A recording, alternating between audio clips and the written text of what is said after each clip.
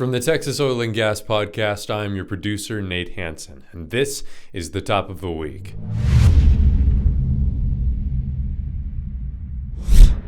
What is the oil industry likely to do in the second half of 2019? This was the theme for all of our week's episodes on all of our shows.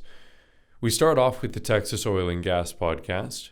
We brought on David Blackman this week to cover the increase in distribution capacity and talk a lot about oil trends in the industry, particularly political events that might affect the price of oil, talking about Iran and trade deals with China, and especially asking whether or not we're going to strike a trade deal with China.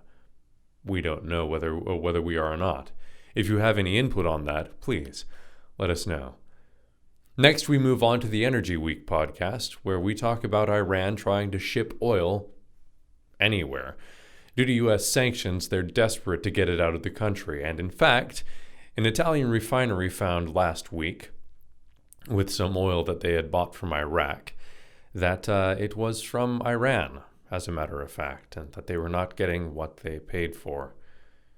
We also talk about OPEC's annual meeting, which is coming up next week, July 1st and 2nd, I believe, and the refinery explosion in Philadelphia from last week.